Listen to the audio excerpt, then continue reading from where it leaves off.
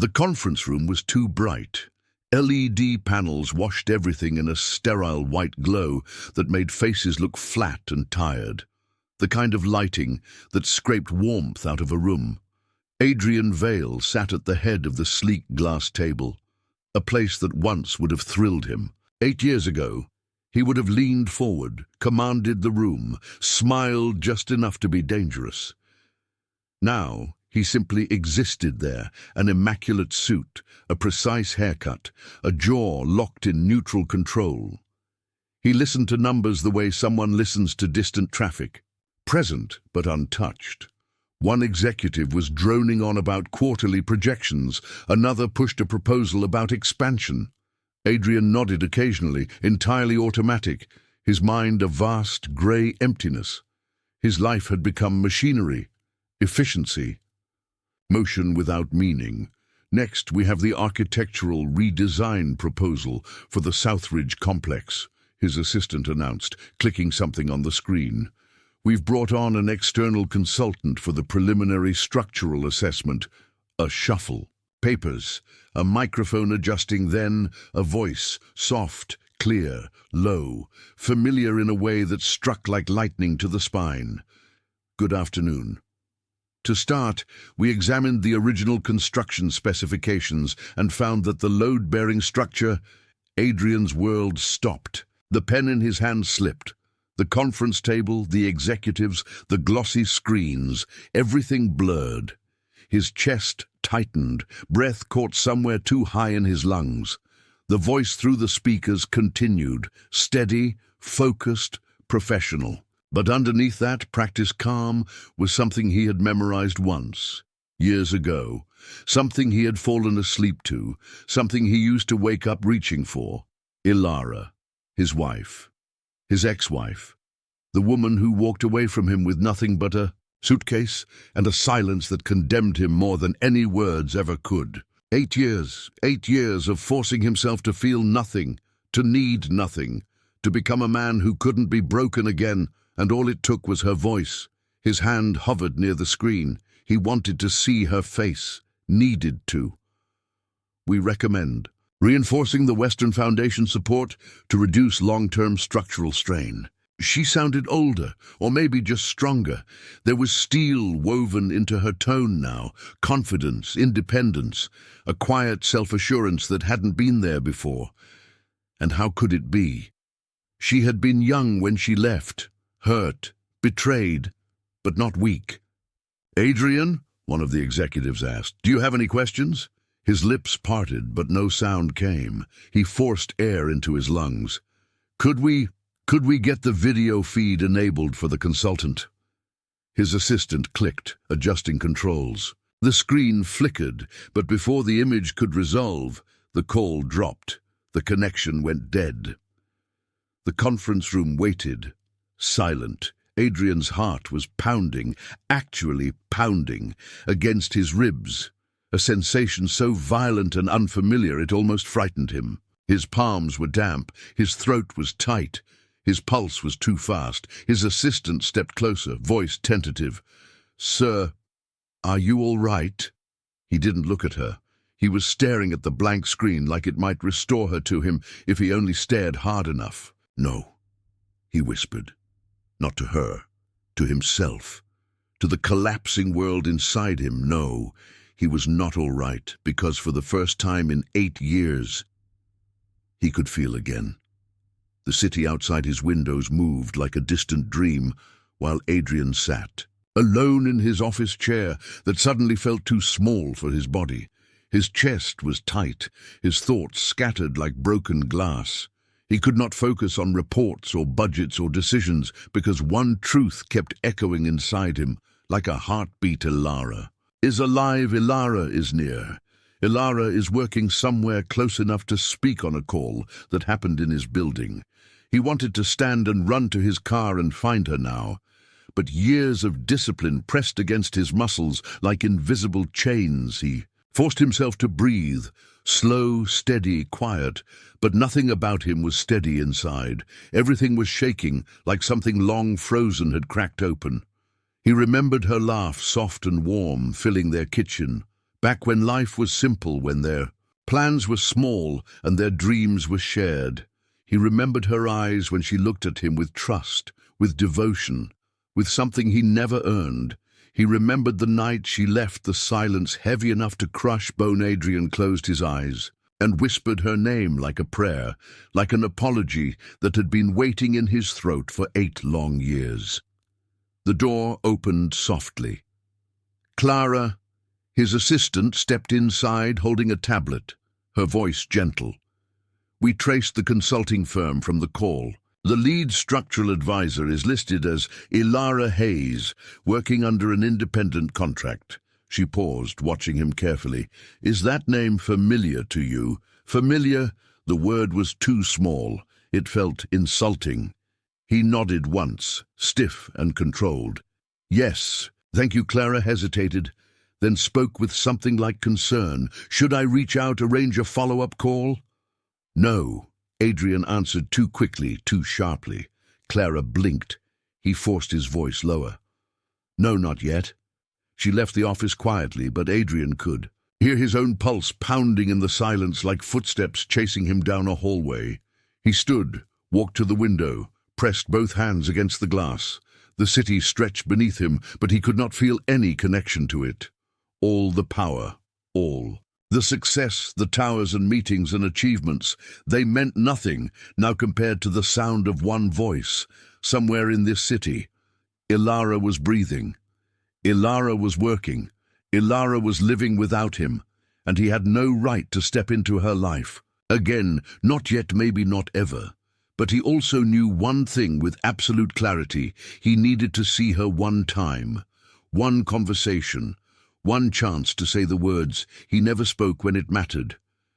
He picked up his coat and walked out past employees who pretended not to stare. They were used to his coldness, his precision, his silence. But today he did not feel cold. He felt raw, exposed, alive in a way that frightened him. The elevator doors opened. The lobby air rushed warm across his skin. He walked outside, and the city lights blurred like memory. He did not know where he was going until he was already behind the wheel, already driving without direction, guided only by the pull of something deep and undeniable. Some people spend a lifetime trying to forget the love that destroyed them. Some people spend their life trying to find it again. Adrian did not know which one he was yet, but he knew this much: he was not going to let this be the end of their story, not when his heart had just remembered how to beat again. Night settled over the city with a heavy quiet, and Adrian drove without music, without direction, guided only by memory. He had not spoken her name aloud yet, not to anyone, not even to himself in a full breath, but it lived in his chest like a storm. Waiting to break, he stopped outside a small neighborhood he did not recognize, narrow streets lined with lantern light and old brick buildings where life moved slower than the world he lived in. Something about the place felt gentle, lived in real, and without meaning to, he stepped out of the car as if his feet carried the memory of a road he used to know. A small cafe sat on the corner with warm light glowing behind fogged windows, the kind of place Ilara would have loved back then when she dreamed of mornings with fresh coffee and quiet laughter and watercolor sunrises. He pushed the door open, and the scent of roasted beans and baked bread flooded his senses. A woman behind the counter glanced up, but she was not Ilara. She was older, with silver streaks in her hair and eyes that had seen the weight of the world. "What can I get you, sugar?" Her tone was soft, real human, something he rarely heard anymore. "Tea," he said, though he hated tea. His voice sounded unfamiliar even to himself. Like a man waking from a long sleep, he sat and listened to the quiet hum of conversation around him, the clink of cups, the shuffle of chairs, the gentle thrum of life happening without him. And for the first time in years, he realized how empty his existence had become. All achievement, no meaning; all success, no warmth. Ilara had loved spaces like this, small places filled with heart, not marble floors and towering ceilings. She had tried to bring color into his world, but he had been too proud. And too focused, too blind, he pressed his thumb into his palm, grounding himself. If she was here in the city, then she had chosen a life different from the one he built for them. A life without gold, without power, but perhaps richer than anything he had ever given her. The woman brought his tea and set it down slowly. Her eyes lingered, as if reading the story carved beneath his skin. Looks like you're carrying something heavy. Sugar, she said. People don't come in here this late unless they're running. From something or running to something. Adrian swallowed running to, he whispered, though the words scraped something raw inside him. The woman nodded like she understood more than he said. Love makes fools and warriors and ghosts out of all of us. She murmured sometimes all at once. His chest tightened so sharply he had to close his eyes. Love. He had not allowed himself to feel that word in 8 years, not since the night Elara walked out the door without raising her voice, without crying, simply. Choosing herself in a silence louder than any scream, he opened his eyes and stood, leaving the untouched tea on the table, something calling him forward, deeper into the night, as if the city itself was guiding his step. She walked past shops with dark windows, past houses with lamplight glowing behind curtains, past laughter spilling from balconies, until he reached a quiet residential street, and every part of him stilled. A door opened across the street, light spilling out. A silhouette stepped out, carrying a small bag of groceries, head-bowed, hair tucked behind one ear, graceful, familiar Elara. His breath broke like glass. She did not see him, not yet. But she was real. She was here, breathing, walking, living. And in that moment, the world did not. Till it shattered and rebuilt itself around her all over again. He did not call her name. He did not move forward. He only watched, because the moment was too fragile, too sacred to break. She stood beneath the soft glow of a street lamp, the light touching. Her hair like memory. She looked different, but also exactly the same. Older, yes. Stronger, yes. But still carrying that quiet grace that had once made him believe the world could be gentle. Her coat was simple, worn at the sleeves, the grocery bag in. Her hand held nothing extravagant, just breadfruit, small things that spoke of an ordinary life, a life he had never given her, a life she had built without him. His chest ached with a slow, deep pain that felt both unbearable and deserved. She opened the gate to a small townhouse, ivy crawling along its brick walls. A warm porch light glowed beside the door, as if the house itself welcomed her home. She stepped inside, and the door closed behind her. Leaving the street dim and still, Adrian took a step forward, then stopped. He had no right to knock, no right to appear in her doorway after 8 years of silence and absence. His presence would be a ghost, pressing into a life that had found its own rhythm without him. He turned away, hands trembling, breath uneven, but he did not leave the street. He could not yet. There was something about this night, something that felt like the universe, pausing, holding its breath, waiting. The town was quiet. No cars, no footsteps, no wind, just the distant hum of a world still spinning. He walked slowly to the corner and stopped beneath a tree, letting the cool air steady him. His thoughts came in shards, memory cutting through him piece by piece. Her laughter in their old kitchen, the way she sat by the window drawing sunlight into her eyes, the night she stood silent while he chose work over her again and again, until silence was all she had left. He had destroyed something precious, not with violence, but with absence, with neglect, with blindness. And she had left because she had to, or she would have disappeared inside his ambition forever. A soft sound pulled him back. Footsteps approaching the other side of the street. A small figure ran up the walkway to the same house, backpack bouncing. Shoes scuffing the pavement. The porch light brightened automatically, illuminating him. A chilled Adrian froze completely. The boy knocked on the door lightly, the way someone does when they belong. There the door opened and Elara appeared, her face softening, instantly into a smile, warm, real, alive in a way he had not seen in years. She knelt. The boy threw his arms around her neck. She held him with the kind of love that came from bone and soul, not obligation. She kissed the top of his head and whispered, something too quiet to hear. When they entered the house together, the door closed, the porch light dimmed. Adrian leaned back against the cold stone wall beside him. Breath-shaken, eyes burning, Elara had a child who looked old enough to have been born soon after she left him. The truth slid through him, slow and devastating. This boy could be his son. The night felt suddenly loud, the world spinning too fast, the air too thin, his heart too heavy, for the first time since the Caladrian understood that wanting her back was not a simple hope. It was a storm that could change everything, and he was standing at the edge of it, trembling in the dark. Morning came, slowly, pale light, stretching across the city like an exhale, after a night of holding everything too tight. Adrian had not slept. He sat in his car, parked down the street, watching the townhouse where Elara lived with the child who might carry his blood. His eyes burned, his heartbeat felt heavy, like something trying to break through bone and memory. He knew she was inside, breathing, moving, living, and he knew that the boy was there too, the child who laughed into her neck, the child she held with a tenderness he had once thought belonged to him. But he did not knock, he did not approach. He waited because he needed to understand. He needed truth, not assumption, not hope, not desperation, truth. The door opened just after sunrise.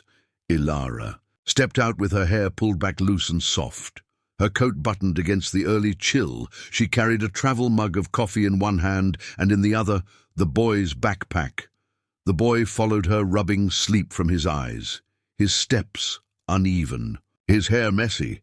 He was small, but something in the shape of his face struck Adrian like lightning, the angle of his jaw, the curve of his cheek, the way he blinked slowly when tired, a mirror softened by innocence.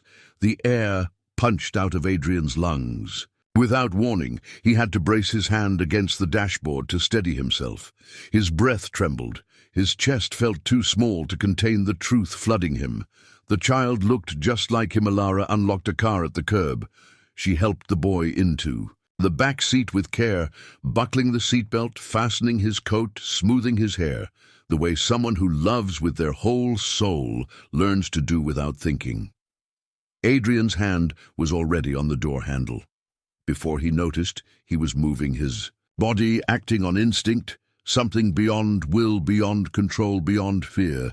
But he stopped again halfway out of the car because his eyes caught something else. A small detail sharp enough to slice on the boy's backpack, stitched carefully, handmade. Not store-bought. Was a name Leo Valevaleher voice had once whispered that name while lying against his chest in the quiet of midnight, telling him that if they ever had a son, she wanted to name him after the constellation of strength and courage, and she had given their son his name, even after she left, even after everything broke. Not her name, not anyone else's. Adrian sat back down slowly, breath-shaking hands trembling so badly his keys rattled against each other. Every regret he had ever swallowed rose in him like thunder. Grief, guilt, love loss, longing all at once, filling every corner of him until he could barely breathe. Elara did not erase him. She did not replace him. She carried him in the only place he had ever mattered, her heart. And her child. The car drove away down the quiet street, leaving Adrian staring at the empty space where they had been moments before. He had wondered if he should stay away, but now he knew he could not, because love was still here, alive, breathing, waiting, and for the first time in 8 years, he understood he had something to fight for, not just Elara, but the son he never knew. He had Adrian sat behind the wheel long after their car disappeared down the street. The city moved around him, unaware that his world had just changed shape. He felt the weight of years pressing against him, memories, regrets, the echo of every moment he had chosen. Work over love pressing against his ribs until breathing heard. They had a son, a living, breathing child who laughed and blinked and clung to Ilara's hand and had his name stitched into his backpack, as if the universe had never stopped calling him father, even when he had not been there to answer. His hands tightened around the steering wheel, but no amount of pressure could ground him. He needed to move, needed to breathe, needed to know everything he could about the life he had not been part of, so he followed, not closely, not dangerously, but with the ache of a man who had just realized what he lost Ilara. Dropped Leo off at a small elementary school, the kind with bright murals, painted by students and teachers who cared, the kind of place filled with the quiet warmth of a life built on love, not money. She knelt to speak to him, eye level, her hand on his cheek, and Leo smiled, the kind of smile that came from safety, from being wanted, from being chosen every day. Adrian felt something inside him split open. He had never given anyone that kind of home. He had never created that kind of peace, but she had done it alone. Leo ran inside, and Ilara stood there for a moment, breathing the morning air, her face soft, her eyes tired but peaceful. Adrian stepped out of the car before he could talk himself out of it, his legs almost unsteady as he crossed the distance between them. Ilara turned at the sound of footsteps, her eyes widening when she saw him, her breath caught, and for a moment the entire world went silent, the same way it had the day she walked away. Her voice, when it came, was a whisper carved from shock and pain, and years that had hardened into armor. Adrian, his name in her mouth after 8 years, felt like fire and salvation all at once. He stopped a few feet away, enough distance to show he was not here to take anything from her, but close enough that she could see the truth in his face. "I saw you," he said, "I saw, and I am not here to take him from you." His voice broke. "I swear to you, I am not here to tear apart the life you built." Their eyes trembled, but she did not look. Away, she did not run. She did not break. "You followed me." Her voice was steady, controlled, quiet, but sharp like a blade wrapped in silk. "He did, because I heard your voice, and everything inside me woke up again, and then I saw him and Ilara. Every piece of me that ever mattered came rushing back." She took in a slow breath, steadying herself, the wind lifting a strand of hair past her cheek. Her eyes were deep and unreadable and full of history. "You do not get to want things now, Adrian," she said. "You had everything once, and you let it die." He flinched, but he did not back away. "I know I destroyed us, and if all you want from me is distance, then I will disappear again. But not until I know one thing, please, Ilara. I need to know." Her throat tightened, and she whispered, "What do you need to know? Is he mine?" The air stilled, the sidewalk hushed, even the birds seemed to pause. Ilara closed her eyes, pain and love and memory passing over her face like a shadow, and when she opened them again, there was no anger, only truth. Yes, the world crashed and rose in the same breath. His knees almost gave out. His hand reached instinctively for something to hold, but there was nothing except the weight of her eyes holding him in place. And then she said the words that would decide everything. "But knowing is not the same as deserving, and you will not be in his life until I know. You will not break him the way you broke me." The challenge was not spoken loudly, but it was the loudest vow he had ever heard, and for the first time in 8 years, Adrian Vale felt purpose, not ambition, not success, not power, a reason to become a better man, for her and for the son who had his eyes and her heart. The days that followed were not gentle, they were not soft, they were not kind, they were heavy with silence and unspoken history. Ilara did not let Adrian close. Not yet. But she did not shut the door either. She let him into the edge of their world, the outer circle, where he could watch without touching, where he could learn without claiming. He showed up at the school each morning, not approaching Ilara or Leo, just standing at a respectful distance, watching the boy run into the building, backpack, bouncing messy hair shining in the sunlight. Sometimes Leo turned just before disappearing inside, a small glance, searching the street without knowing why, as if some part of him could feel a presence waiting for him, a rhythm calling his blood home. Adrian stood there quietly every morning and every evening because he needed Ilara to see one thing he had never shown her before: consistency. Ilara watched him too from the corner of her eye. Her heart a battlefield. Every hour her instincts were: split in two, protect her son at all costs, and remember the man who once held her like the world was safe. Remember and fear and hope all tangled together. One afternoon the sky shifted with heavy clouds, the playground was emptying and Leo came, out last holding a paper project in both hands. Something he had worked hard on, something he was proud of.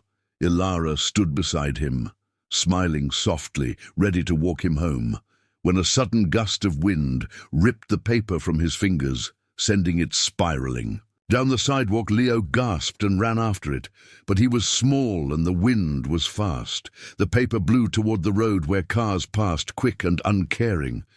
Ilara opened her mouth to call him back, but she was too far. Adrian moved before she could. Blink, he reached the boy just before the paper tumbled into the street, his hand gentle on Leo's shoulder, stopping him safely at the curb, not yanking, not frightening, just steady safe grounding. Leo blinked up at him, the way a child looks at a stranger who feels strangely familiar. Something in his face softened the same quiet, searching look Ilara used to give when trying to read a person's heart. "Thank you," Leo said. Small voice gentle. Adrian swallowed hard, his voice trembling. "You're welcome." Ilara reached them then, her breath uneven. Not from fear, but from everything that moment meant she had seen: instinct, loyalty, protection. The boy had not even been in danger yet. Adrian moved the way a father moves, without thought, without hesitation, without question. She took Leo's hand and nodded once to Adrian. No words, just acknowledgement, and something else. Something loosening inside her. Something she had been holding too tightly for too long. Later that evening, when Leo was asleep, Ilara stood alone in her kitchen, the house quiet except for the distant hum of the refrigerator, her hands resting against the counter. Her heart unsteady, she remembered the man Adrian had been before ambition hardened him, before success warped him, before the world convinced him that love was something to be fitted around goals, instead of held as the heart of everything she remembered. How he used to laugh softly against her neck, how he used to place a hand on her back in a room full of people like she was the only real thing there. How he used to look at her with wonder, as if he could not believe she had chosen him, and she remembered the night that look disappeared, replaced by distance, excuses, and absence so quiet it was deafening. The house felt too still, and she walked to the balcony, the night air cool against her face, the city lights flickering gold and soft and endless below her. She did not hear the footsteps behind her, until his voice came low and unsure. "Ilara!" She turned slowly and found Adrian standing there in the doorway, not stepping inside, not intruding, just waiting on the edge, like a man asking to enter a sacred place. "I would like to talk," he said. "If you will let me." His voice quiet, stripped of confidence, softened by truth. She looked at him for a long moment, the city light catching in her eyes. Her voice, when it came, was barely above a whisper. "You may talk, but I will not promise to accept anything you say." He nodded, because that was fair, because honesty begins with not expecting forgiveness. "I was wrong, Ilara. I was wrong in ways I cannot undo, but I am here now, not for redemption, not for a second chance at love, not even for myself. I am here because our son deserves to know the truth of who he is, and because you deserve someone who will never leave again." And then he did the one thing she never expected. He bowed his head, not as apology, but as devotion, as understanding, as beginning. Ilara felt her heart tremble, and, for the first time in 8 years, she did not silence the feeling. She let it breathe. She let it exist, because love was returning, not like fire, not like storm, but like sunrise. The next days carried a quiet shift, a slow change that neither of them named, but both of them felt Adrian began appearing not just at the school but in small, gentle ways that were impossible to ignore. He would leave sketching pencils because Leo liked drawing. He would wait across the street instead of standing too close. He spoke little, but every action said, "Look, I am here, and I will keep being here." And Ilara saw it. She saw every effort, every silent attempt to rebuild something broken. Not with grand gestures, but with presence, with patience. Something he had never known how to give her before. Yet peace never comes without a shadow one evening.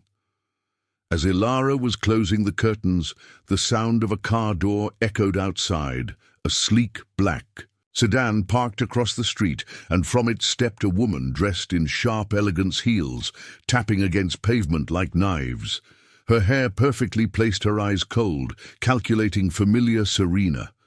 The woman who had once been Adrian's business partner, the woman who had filled the spaces Ilara had been pushed out of, the woman who whispered into the cracks of their marriage until those cracks became fractures. Serena walked up the path without hesitation, her expression a polished smile that held no warmth. Ilara stepped outside before she could knock her voice steady, though something inside her braced for impact. "You don't belong here." Serena tilted her head as if amused. "Oh, but I do. I always have. Adrian and I are tied together, whether you like it or not. His world is still my world, and he is in it again now with you. So naturally, Lara did not move, blocking the doorway. Leonard was asleep inside. She would not let darkness cross that threshold. "What do you want?" Serena's smile sharpened. "I want things to go back to how they were. Adrian at my side, the company stable, his attention where it belongs. Not here playing family." The word family cracked something deep inside Ilara, but she stood firm. "You took enough. You don't get to take anything more." Serena's eyes gleamed. "Then why did you leave? Surely you have asked yourself that. Why he didn't come after you? Why he let you go because he didn't need you? He chose success. He chose Lara." Felt her breath catch, but she did not break. And for the first time she saw it clearly. Serena was not a threat. She was a wound that once bled, but no longer owned. Her hearth of voice was quiet, but shaped like iron. Adrian chose ambition then, but he is not the same man he was. And neither am I. Serena laughed, a sharp sound echoing through the street. "Oh, please, do you think men change because you cry hard enough or love long enough? Men do not change. They replace, they forget, they move forward, and you will watch him walk away again. Mark my words, he always does." Ilara's pulse tightened just as a voice came from behind her, a voice steady, calm, and unmistakably present. "No, he does not." Adrian stepped into the doorway, standing behind Ilara, not in front, not shielding her, but beside her. Equal, solid, real. Serena's smile froze, something brittle cracking beneath it. Adrian's eyes were quiet but firm when he spoke. His voice held none of the old arrogance, only truth. "I am not who I was 8 years ago. I lost everything that mattered because I believed I would always have time to make it right. But time is not promised, and love is not guaranteed, and I will not lose them again." Serena looked from him to Ilara, and in her eyes rage flickered, the kind born of a wound that never healed. "This isn't over," she said, voice low, cold, sharp enough to cut. Then she turned and left, heels striking the pavement like gunshots, disappearing into the dark. The street was silent again, but the peace was gone, replaced by something electric. Tense, real. Ilara stood very still, her breath uneven. Adrian looked at her, not touching, not reaching, waiting. And for the first time she stepped toward him, not to fall, not to cling, but simply to stand with him, because the past had returned. But this time they would face it together. The night settled heavy after Serena left, the air thick with things unspoken. Ilara stood on the porch, her breath shallow, her heart confused not by fear, but by memory. The past had come back like a storm. But something was different this time. She was not the same woman who once waited to be chosen. She was a woman who had survived, learned, rebuilt. She was no longer afraid of losing him because she had learned how to live without him. Adrian stood beside her, not touching, not assuming, just in present. His silence was not distance anymore. It was patience, respect, space for her to breathe. Leo slept upstairs, unaware of the tremor shifting the foundation of their lives. And Ilara looked at Adrian, finally really looked at him. The exhaustion in his eyes, the regret carved deep, the fragile hope trying to stay upright. Why now, she asked, her voice quiet, raw. Why, after all these years, did you come back only when you heard my voice? Adrian exhaled slow, like releasing something that had been locked inside him for too long, because I thought I had moved on, because I thought numbness was strength, because work filled the silence, and silence felt safer than remembering what I lost. But when I heard your voice, everything in me woke up, and I realized I have been sleepwalking through a life that looked full, but was hollow. Ilara's eyes softened, but her heart did not break this time. It held firm. People do not wake up the same man they were when they fell asleep. She said the years change us. They carve us into new shapes. Some we choose, some we do not. So tell me who you are now. Adrian looked up at the night sky, as if searching for an answer written between stars.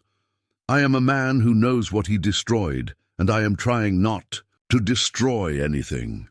Again, I am a man who wants to earn his way back, not be forgiven. I am a man who wants to learn how to be a father, even if I am clumsy, even if it takes time, even if it hurts. The word father hung in the air, heavy and trembling. Ilara closed her eyes, but no tears fell.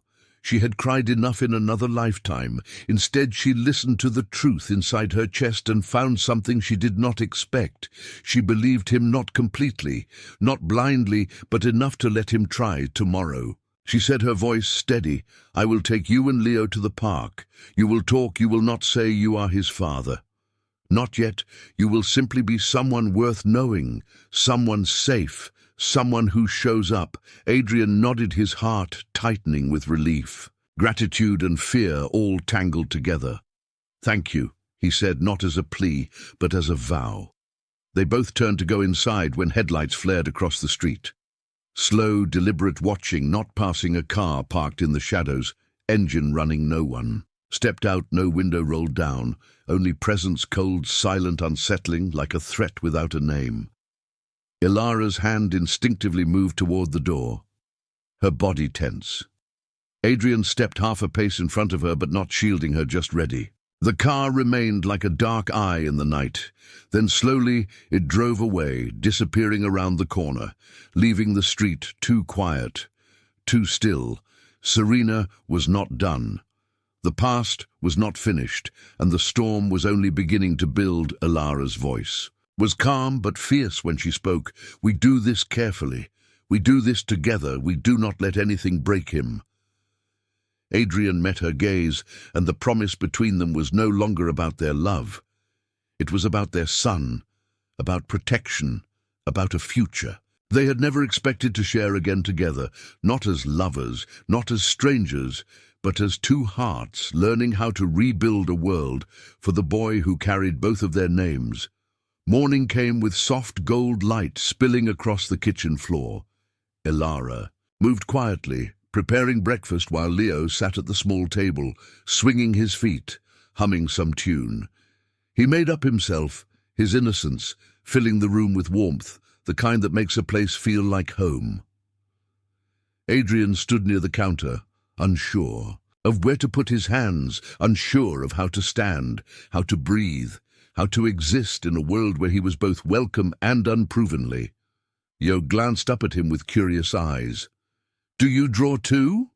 He asked, holding up a crayon drawing of a house with a sun, and two big smiling figures and one smaller one in the middle.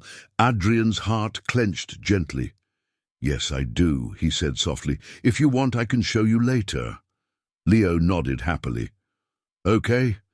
There was no lightning bolt, no dramatic connection, no music swelling, just Something small and real, beginning a seed, pushing through soil toward light. They walked to the park together, leaves soft beneath their feet, air crisp, children laughing in the distance. Ilara walked beside Leo while Adrian stayed just a step back, giving space, but not distance. Leo climbed the slide and shouted, "Watch me," and Adrian watched with a smile that felt new on his face. Unfamiliar, but right, and slowly something shifted. The world softened, the past loosened its grip. The space between them warmed, but peace never lasts long when the past refuses to ease. Irina watched from across the park, her expression controlled, but her eyes wild. She stepped forward, heels striking pavement, cutting through the sound of laughter. Ilara saw her. First, her body tensed instinctively, placing herself in front of Leo without thinking. Adrian stepped forward, calm but unshakable, his voice quiet but carrying weight. "Serena, go home. This is not your place. This is not your life." Serena laughed, but it was a sound with no joy, no light. "You think you get to rebuild. You think you get to rewrite history. Like you didn't walk away from your marriage and your family and everything I built for you. You built nothing," Ilara said, her voice steady, strong. "Not raised, but sharp as truth. I built my life from ashes, and I will not let you burn it again." Serena turned to Adrian, her words jagged. "You will leave them again. Men like you always do. You choose power. You choose ambition. And when the world calls, you run and they will be left in ruins." Adrian did not shout. He did not break. He simply stepped closer so she could see the truth in his eyes. "I have run from myself for 8 years, but not anymore. I choose them. I choose her, and I choose my son. Not because they are mine, but because I want to deserve them." Leo tugged Ilara's hand. Confused, "Mommy, who is she?" Lara knelt beside him, brushing his hair back gently, her voice warm and sure. "She is no one, Leo, and she does not matter to us Serenas." Composure cracked. She took a sharp breath, anger rising like a tide. But before she could speak, Adrian said the words that ended everything. "Leave us and do not come back if you cannot understand love. Then you do not get to stand in its way." Serena stared at them for one long, silent moment, a war inside her, and then she turned and walked away, heels fading into the distance until they were just memory. Ilara exhaled, shaking, but not from fear, from release. The past had tried to return, but she did not let it win. She had not run this time. She had stood. Leo climbed into Adrian's arms without asking, without explanation. Children know hearts before logic, before history, before wounds. Adrian held him carefully, like something fragile and priceless, his voice trembling as he whispered, "Hello, Leo." The boy smiled, bright and pure. Ilara watched them, the sight softening her chest, melting the last ice that had held her heart closed. Not suddenly, not dramatically, just gently, like morning. Sunlight warming frost until it disappears. They did not kiss.